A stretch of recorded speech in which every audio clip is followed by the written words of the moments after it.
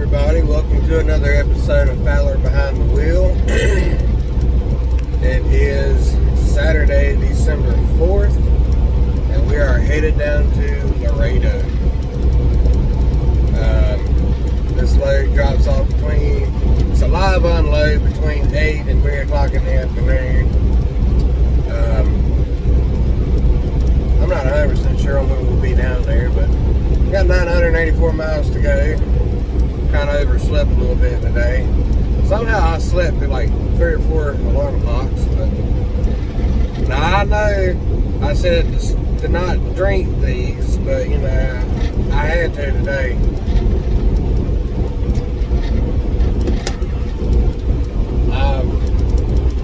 A little bit behind the ball this morning, and I didn't feel like sitting around and waiting for my Keurig to make my coffee, so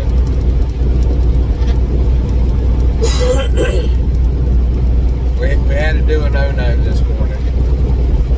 Hopefully my stomach don't get tore up by it, because it does have dairy in it, and I'm lactose intolerant. It's not a good mix. But anyway, I got some good news. I got some really good news. So if anybody's been following this, you know that I haven't been very happy here in USA.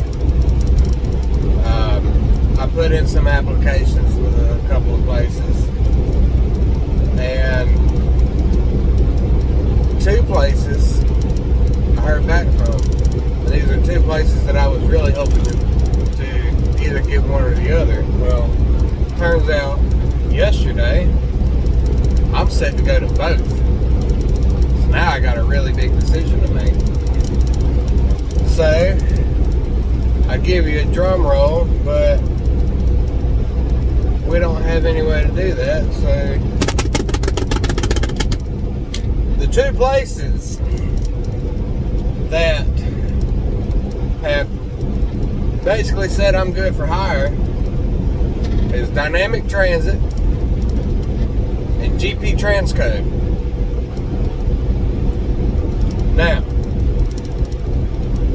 I'm sure a lot of y'all have heard about GP Transco. They're a newer company that's come up, and they've got quite a good reputation. They got some good reviews. So I put one in there. I put one in at Dynamic Transit. But here's the thing about Dynamic Transit. They are a no, they're not. They are a dry van and reefer freight company, and their entire fleet is nothing but Peterbilt 389s, long goods, real trucks. They come with inverters, refrigerators, APUs. They got manual speeds. If you have your hazmat, they pay you even more. So basically, here's the rundown on Dynamic. Dynamic Transit, transport, whatever. First off, they're out of St. Louis. They will not pay your way to come to orientation. You have to get to orientation on your own dime. You know, not really a big deal, but I'm willing to pay it to go. And they will start you out at, if you have your hazmat, they will start you out at 60 cents a mile. And every 144,000 miles, you get a penny increase. And it tops off at 65 cents a mile. They do have bonuses.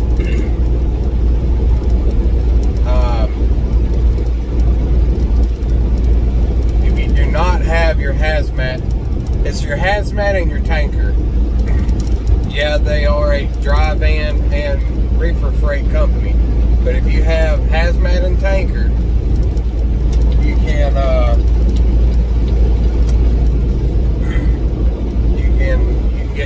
cents a mile, you know, all that good stuff. If you did not have your hazmat and tanker, you start out at 50 cents a mile. And you can get a penny increase every 144,000 miles with a cap of 55 cents a mile. Now, it's not terrible. I'm making 52 cents a mile over here at USA, and I had to really think about that because I would get less pay, but they go all over the country and they don't like to sit. They'll keep you moving. So there is that. Now, being that I'm from North Carolina, I know this Saddle Creek Logistics Services driver sees this 50 mile an hour speed limit. He don't care. Anyway, I live in North Carolina. That is, they do hire out of any state, but depending on where you live will determine how long you stay out. Now, for me, I'd have to stay out for 4 weeks, which is fine because I stay out a whole month anyway.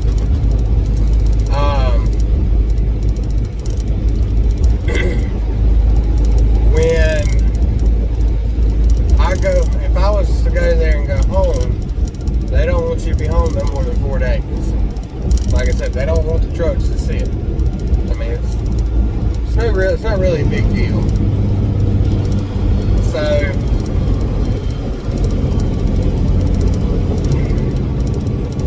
I talked to I said in another video that I had talked to a driver at one of the companies that I was thinking about going on with, and that was a dynamic transit driver.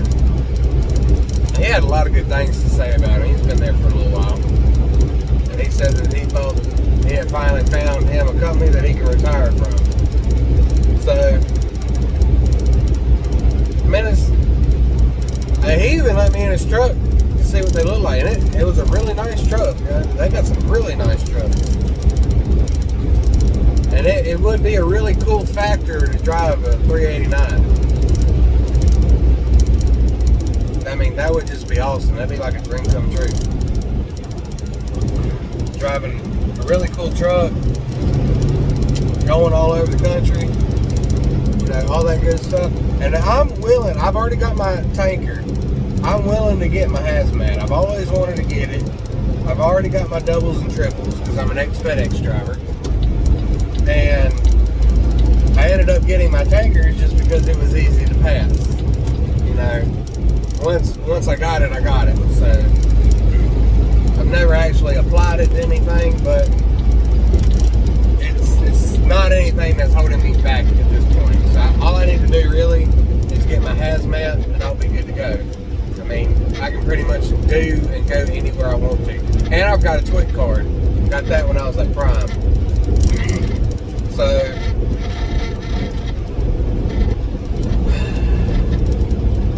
GP Transco starts you out at 60 cents a mile. Now, both these companies are pretty strict on who they hire. So, I consider myself one of the lucky ones. Now, they do start you out at 60 cents a mile, which is really, really good. And, they go all over the country also. They don't have manual trucks, they have automatics. Their fleet consists of 2017 and newer Freightliners, Cascadias. And they've even got the newer Freightliners with the all digital dash and all that good stuff. And their newer Freightliners have the what is it? The breakfast nook. Basically where the bottom bunk folds up with a table and 2 chairs. Kind of like the Volvo VNL 860s, which is really cool. I like Volvos. And that breakfast nook area was really, really cool. I didn't get to use it a lot because I was at FedEx when I was using it. So there were a few times where I put it up just to, you know, have somewhere to sit and chill. So kudos to Freightliner for implementing that in their newer trucks. I really like that idea. So they start you out at 60 cents a mile. And here's the cool thing: you can opt out of an inward-facing camera that faces you. You can opt out of that. They'll knock you down 2 cents a mile to 58 cents a mile. That's still a 6 cent per mile raise for me. So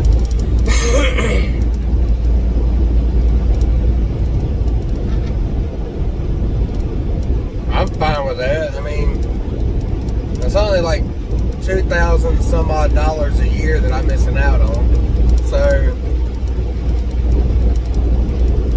I'm not missing much. It's only like $50 a month that I'm missing out. So it ain't gonna bother me to miss out on $50 a month. I mean, whatever. So I get to have my privacy in the truck. That's pretty cool. They use a Samsara, I think that's how you pronounce it, a Samsara ELD. So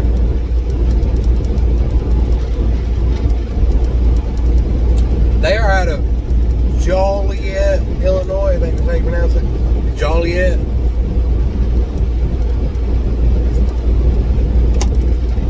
Here's the cool thing.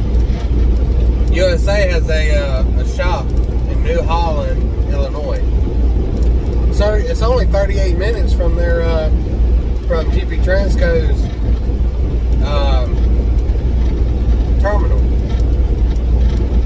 So I'm gonna go turn the truck in, and I'm going to GP Transco. That is where I'm going.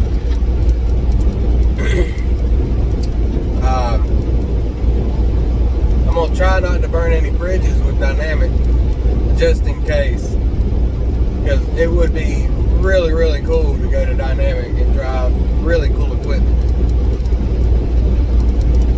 and take it all over the country. So, but GP Transco is offering more cent per miles. Now, if I got my hazmat, it wouldn't be no problem. I would probably go to dynamic if I already had my hazmat, because it would be the same. Now, if you go to GP Transco's website, you go and click on, team or solo driver or whatever. They've actually got a calculator on there, and you can figure out how much gross you can make. Now, me, I want to move. I want to do at least, or about 3,500 miles a week. I want to make money. So, also at GP Transco, if you're within the top 50% of the fleet with, I think it said top 50% of the fleet with your fuel mileage, I guess, it's like a bonus. So with their accessorial pay, like stop pay and all that stuff like that, all that just adds on to it. So I'd be making 58 cents a mile, but with all the accessorial pays, if I can get as much as possible, I can make close to 70 cents a mile, and I can make over $100,000 a year, which would be awesome. So there are a lot of extra ways to make a lot of extra money at GP Transco. Also, I think it was within the last 6 months or so, GP Transco has also started a lease purchase. Here's the catch. You can't just get on with GP Transco and do a lease purchase. Now, if you've got your own truck, you can sign on to them. But if you don't have your own truck, you first have to drive for them as a a company driver for 6 months. After 6 months, you then qualify to do a lease purchase. So I think that's pretty cool. Lease purchase is only for company drivers. Unlike USA, where I could have came in like I wanted to originally. I could come in here and I could do a straight lease purchase and not have to drive company. The only reason I came company was because I was going to have to wait a little while, and I didn't have a job at the time.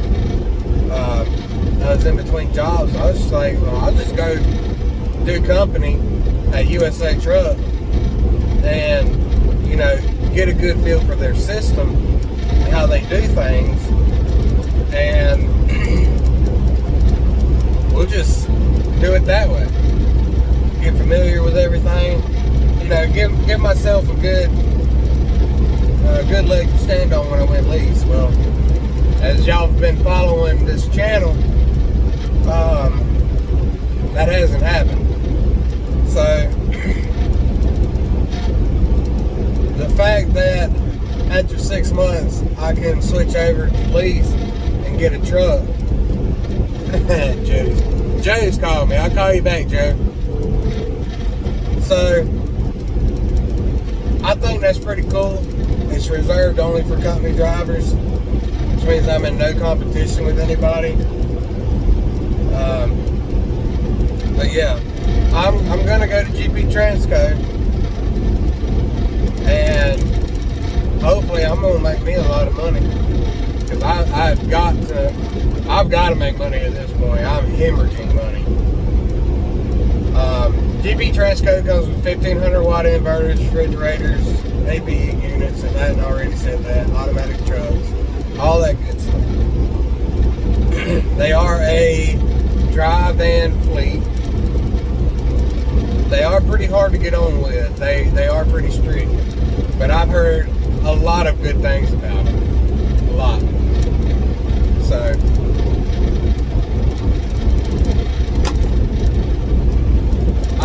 I would ask that you go and look at my previous video about looking for a new company to go to. There's a couple of videos I posted back.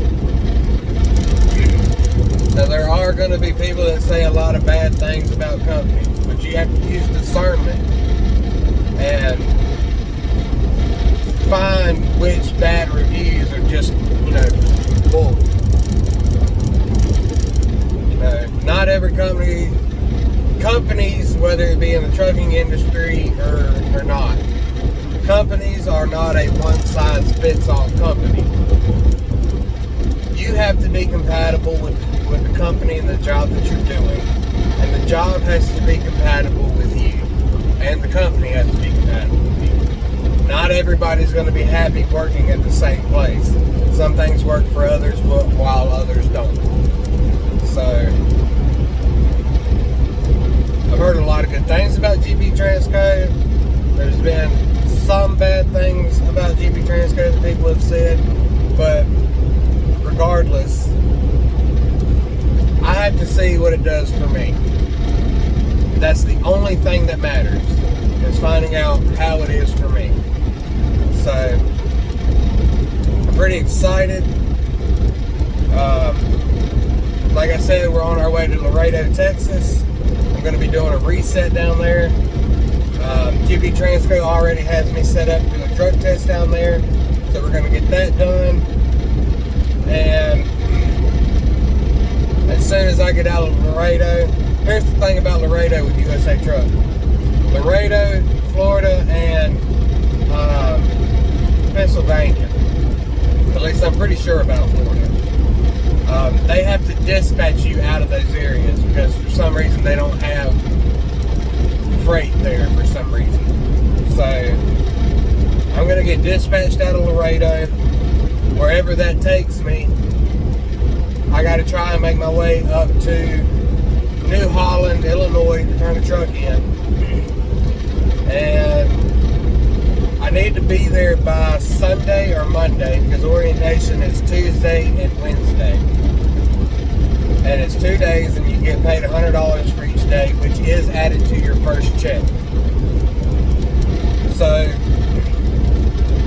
anybody that's wondering, GP Transco and Dynamic Transit both have a pet and rider policy. I know at GP Transco the rider has to be 18 years or older. But I'm pretty sure Dynamic Transit is the same way.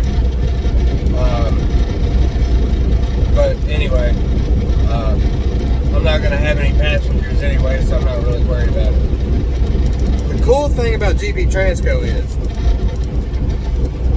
so anybody that's familiar with a Freightliner, this cabinet right here that you store your clothes in and everything, the passenger side compartment, you know, usually it's like either a drawer set up or it's just an open compartment to store stuff in.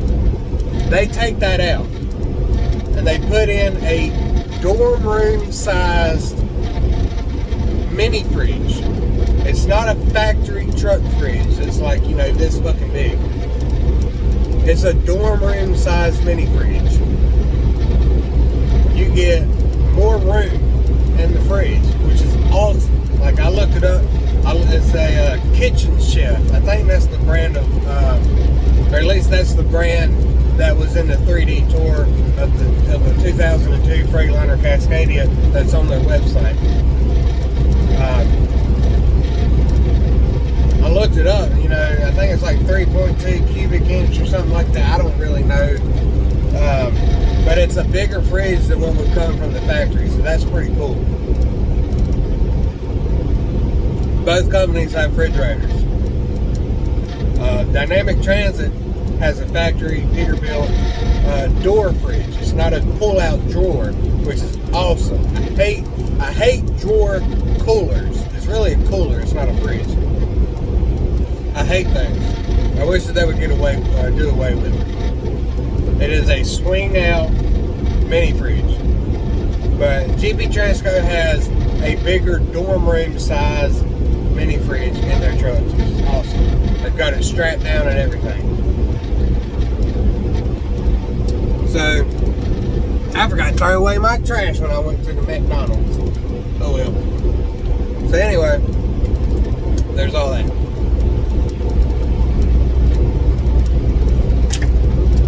So like I said, did my drug test in Laredo. Go ahead and get that out of the way.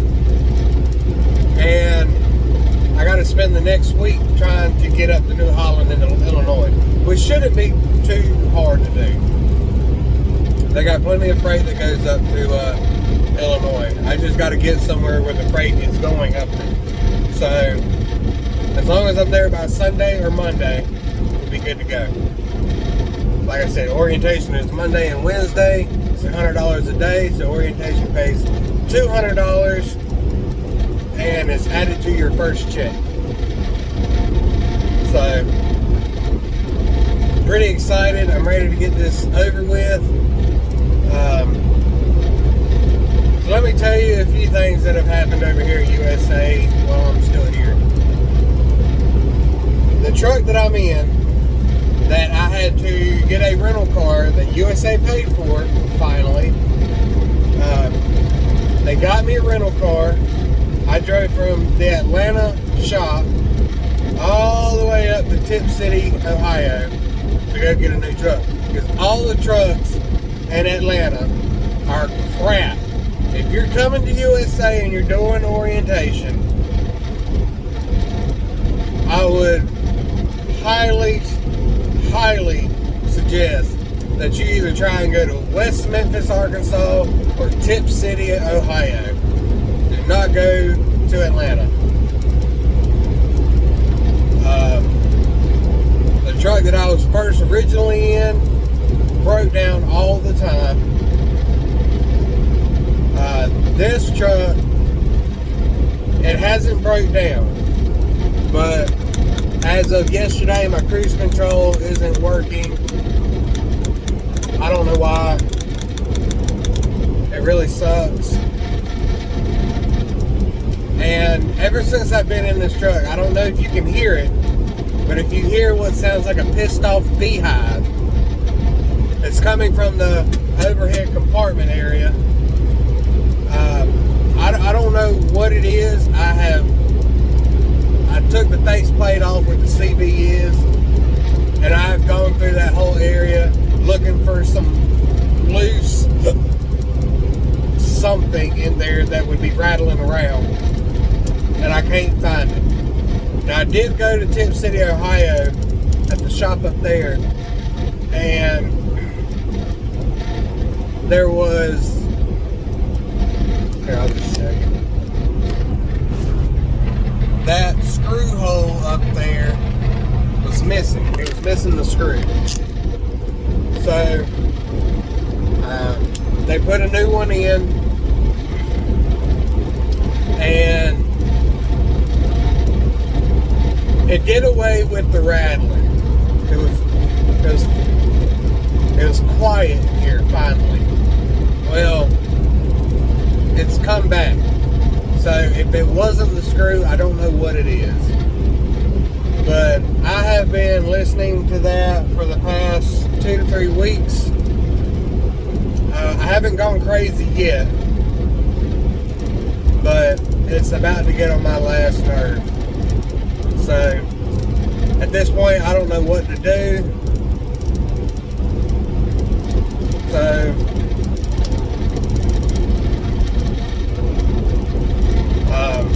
I'm not going to be here much longer, so I guess I'll just deal with it.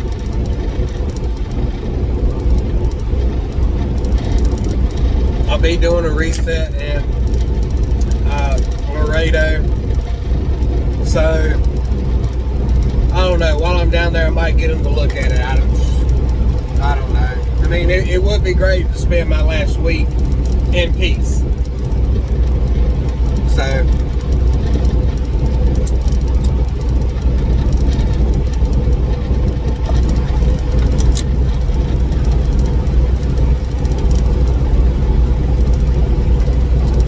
now I would like to tell y'all about before I do that, so there's a pissed off beehive up there. The cruise control has recently stopped working, which I find it odd, because right now this truck has 210,296.3 miles. It's practically a brand new truck. Barely broke in, and cruise control's messed up.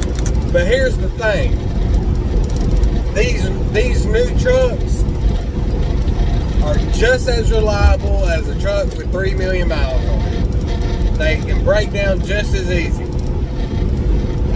They are more reliable than a 3 million mile truck, but stuff can go wrong with these trucks. They are mass produced. You know, the quality level is down here, but for the most part, a new truck is alright. You just have to know that with a new truck or a used truck, something will go wrong. That's just the name of the game. So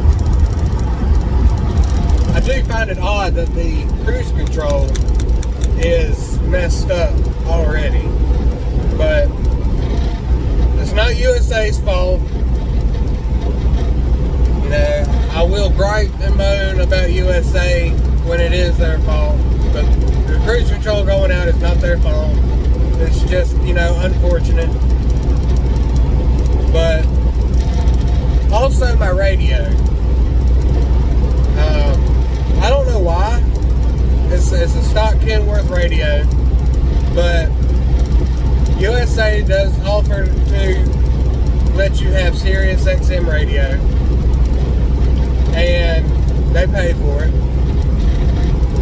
But when I scroll to XM1, which is supposed to give you the code of the radio, and you send it into USA and they activate it, it doesn't give me the code. I don't know why.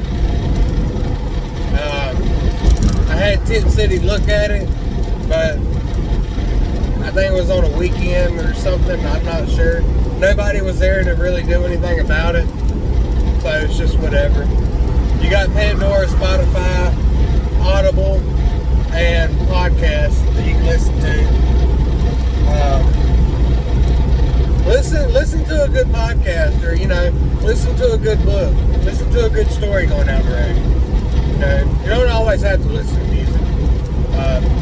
XM does have some good talk radio stations that I do like to listen to, so there is that.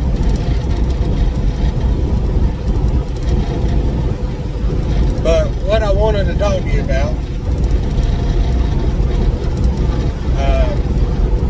yesterday when I got the news that GP Transco accepted me, I sent a message to my dispatcher, which, Tommy, you're awesome.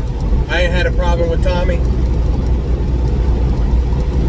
He's not a dispatcher, he's a driver manager. So, Tommy, I sent a message to him asking him if I could, if you can, turn a truck into New Holland, Illinois. And what he said was that, you can turn a truck into any terminal or shop, and that's no big deal. Hang on.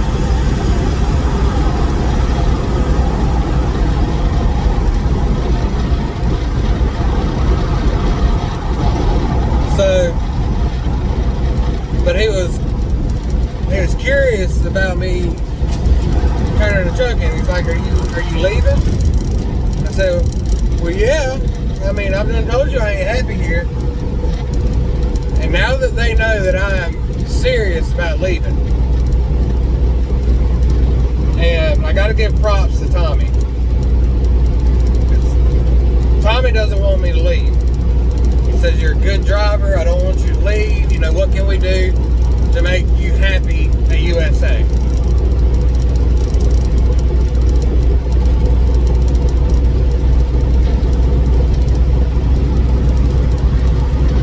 Basically, what I told him was, the only way you're going to make me happy here at USA is to get the people at the top to fix their policy here for the drivers at USA.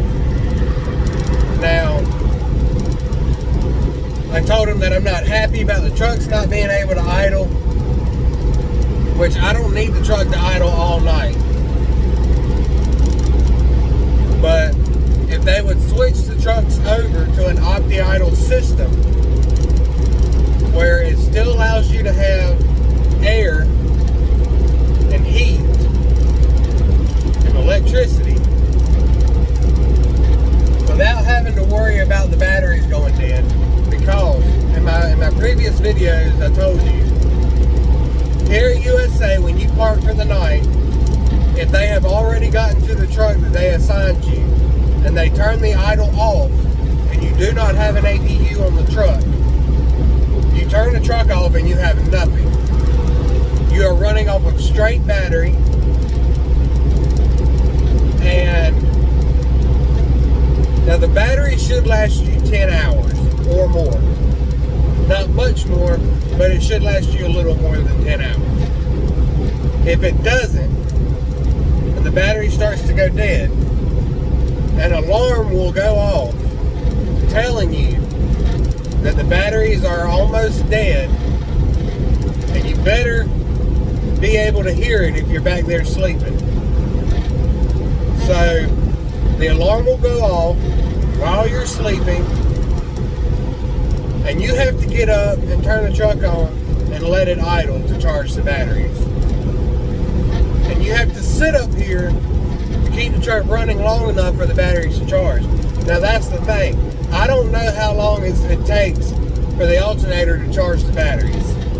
So you might sit up here for 30 minutes. You might sit up here for an hour. I don't know how long it takes. It's your best guess. And then you have to turn the truck off. And then if you're lucky enough to be able to fall back asleep, then that's what you do. That is an interrupted sleep for your 10-hour break. And here's the thing. If you're like me, you'll spend an hour or two kicking back, relaxing, enjoying your downtime before you go to sleep, which leaves you 8 hours of straight sleep. And then you wake up after that and you do your pre-trip. Here's the thing. And within that 8 hours, you will either get a full night's sleep with that 8 hours, or you might get between 6 or 8 hours of sleep, depending on it when it interrupts you, if it does. That's not safe. If your sleep is interrupted, like me, and you can't fall back asleep, and you've only got like between 6 and 8 hours of sleep interrupted, then technically, if you can't function within those hours, then you're not really safe to drive because you're drowsy. So I don't like that. If it was an opti-idle situation, you would turn your truck off, and I believe you would turn it to the on position or something. I don't know. I've never really been in an opti-idle truck, but I do know that an opti-idle truck, it will automatically turn the truck on when the batteries get to a point where they're on, where they need to be recharged. The truck will automatically start. It'll run it for a little while, charge the batteries, and I mean, you just stay back there sleeping. No big deal. Now, opti-idle will still allow you to have air in the sleeper, whereas here at USA, when the truck is off, the sleeper bunk air does not work. I get hot when I sleep. I like to have air circulated and blowing somewhere near me, like towards my face, to keep me cool. It doesn't matter if it's 33 degrees outside or whatever. That's just how I am. Now, here at USA, the trucks will idle if the temperature is, I think, 36 degrees outside. It'll idle then, and it'll idle if it's like 65 degrees or something like that outside. Other than that, it will not idle. If the temperature rises or falls below those, if it rises above the 30-some degrees, it'll shut off. If it falls below that 60-something degrees, it'll shut off. They will not idle. I have found a way to make the trucks idle, so I'm not really worried about that. So I'm getting a good night's sleep because I found a way to make the trucks idle. Whether USA likes it or not, I really don't care, because my sleep is important. It's a safety issue. You can kiss my ass. So with that, there's that. Now there's the issue of having a refrigerator in the truck. Now on this cabinet system, on the bottom, it's just a big gaping hole where Kenworth, if you order the truck with a refrigerator, that's where it would go. USA Truck does not order these trucks with refrigerators in it. And I've been in their new 2022 Kenworths. They're beautiful trucks. But even those brand new 22 Kenworth T680s, they do not have refrigerators in them. They are still not ordering trucks with refrigerators. Now, I talked to Tommy yesterday, and he told me, I've got people in trucks older than yours that have refrigerators in it. And I said, are they factory refrigerators that come from Kenworth? At first he said yes. And then he said, after we stayed on the subject for a little while, he said, no, these people are bringing their own refrigerators. I don't know where they're putting them. I guess they're putting them on the top bunk. I used to do that at Prime. I had a dorm room refrigerator, single door mini fridge on the top bunk. But you can't have a passenger with that if you like to have passengers with you. The top bunk has a mattress on it. You'd have to take the mattress out, which that's fine if you don't have a passenger with you. Better have a long extension cord to plug it into the inverter, which is in the storage compartment under the bottom bunk.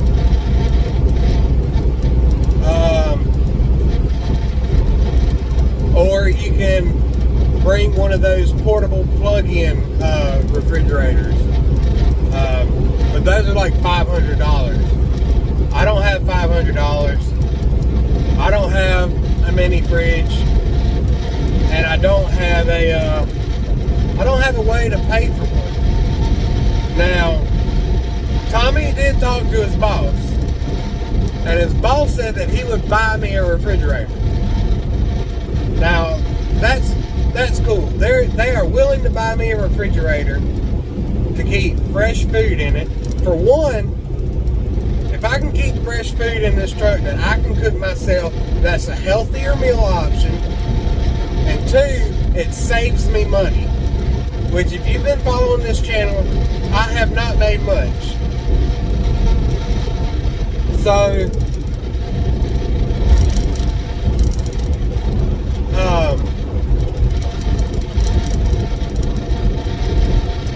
an option for me to save money here at USA Truck would be great.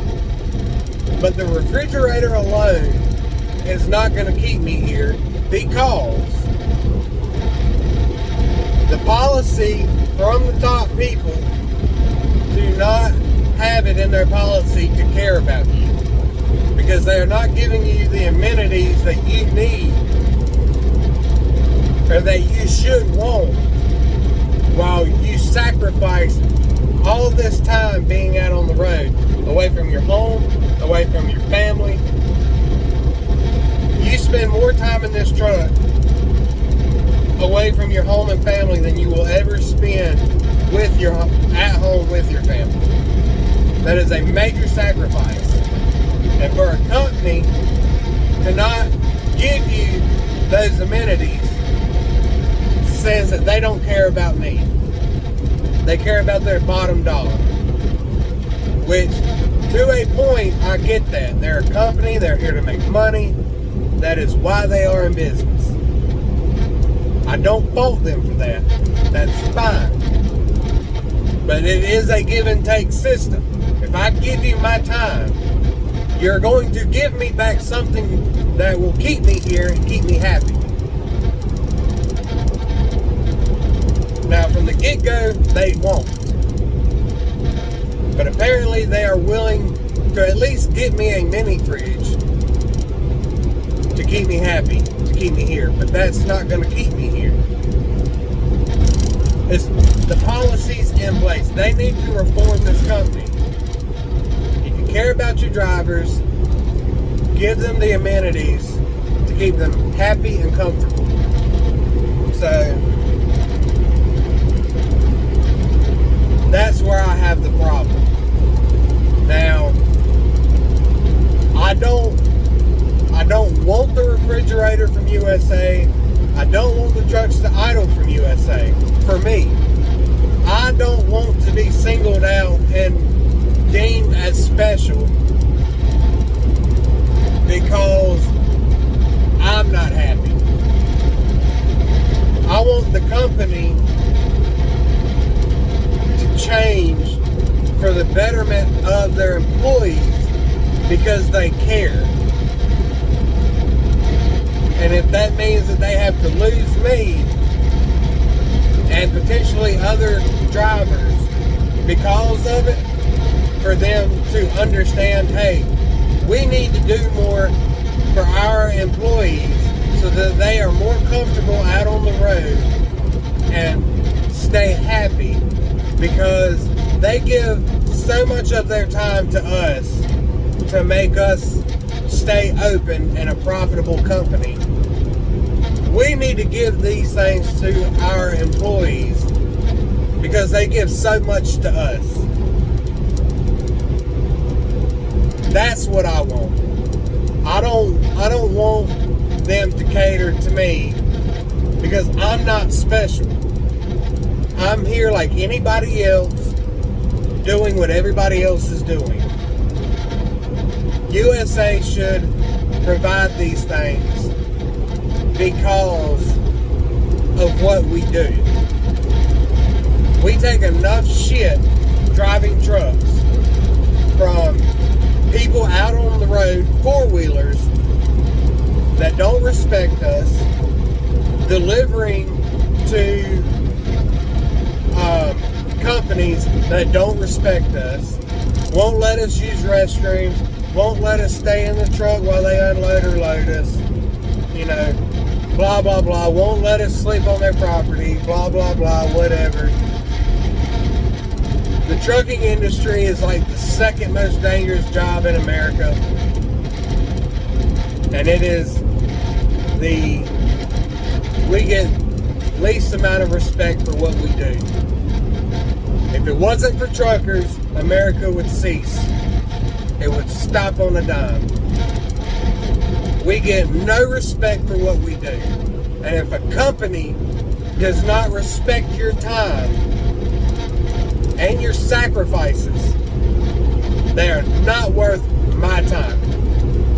That's a policy issue.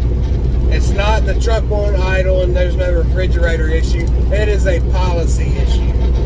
USA does not care about me. I no longer care about them. Now, the main issue for me was that I came here specifically to do a lease purchase. I came here to learn their system as a company driver so that when I went lease, I would have a leg up.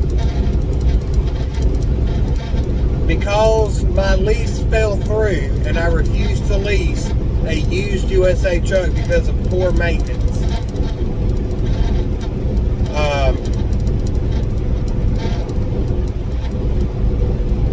I'm not willing to stay here as a company driver. 52 cents a mile.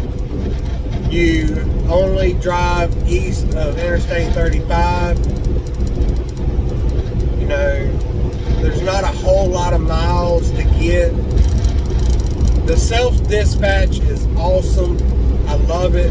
They just updated their systems where if you request a load, it automatically applies it to you. The trucks are set at 68 on the pedal, 70 on the cruise. That's really nice. I like that. But it's not enough.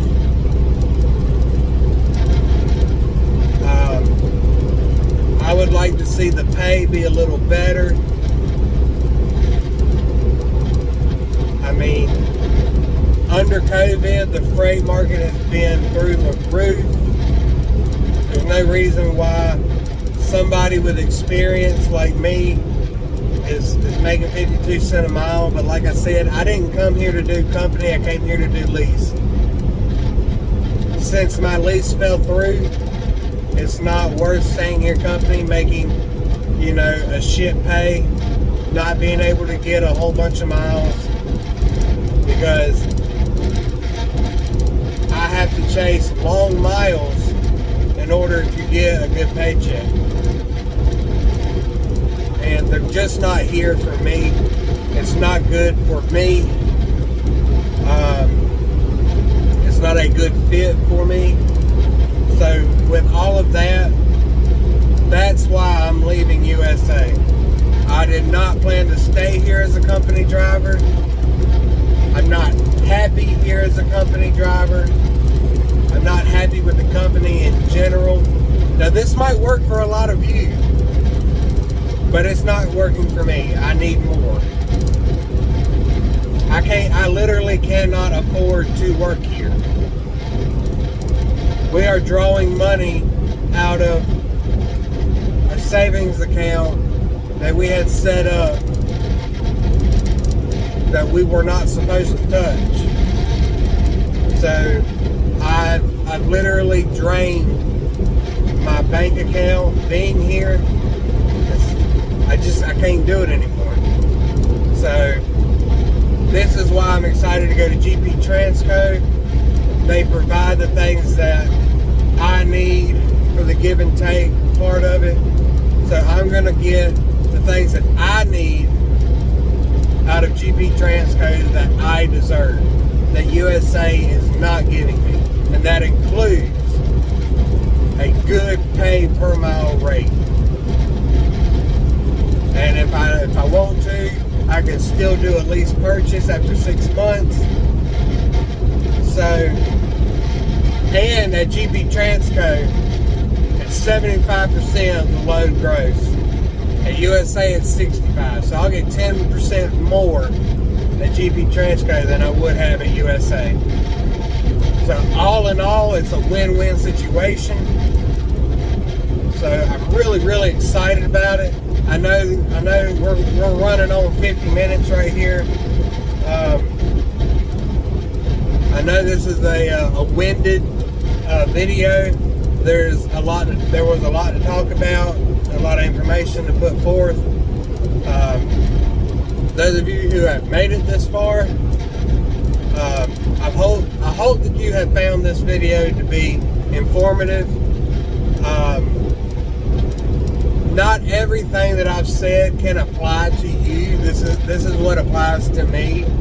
So you can take everything I said and use common sense and discernment to see if these things will work for you. Now, if you've already got your own refrigerator and stuff like that, and you don't get hot when you sleep, and you can get by with all this stuff, come over here. You know, dispatch yourself as a company driver. You know, if it works for you, that's awesome. I wish you the best. But for me, it's not working for me. That doesn't mean it won't work for you, but it's not working for me. So gather as much information as you can, like I said in my last video, before you go somewhere. Find out as much information. Talk to truck drivers at truck stops. See how they feel about where they're at. You know, do whatever you have to do before you make a decision to go anywhere. So that's pretty much all I got for now, guys. I'm going to make my way down through Alabama and Mississippi. Hopefully I make it to Louisiana. So got a long day ahead of us. As it sits right now, 925 miles until we get there. So y'all take care. We'll see you soon for an update on when we get to drop this truck off. And we'll see you on the next one, guys. Please like this video. Comment any questions that you got. I do respond. Subscribe to the channel. Help me out. Build the channel up. I really, really would appreciate it. So y'all take care. Be safe out there on the road. Keep it between the mustard and the mayonnaise. Keep it out of the lettuce. There won't be no ketchup. We'll catch you on the next one, guys.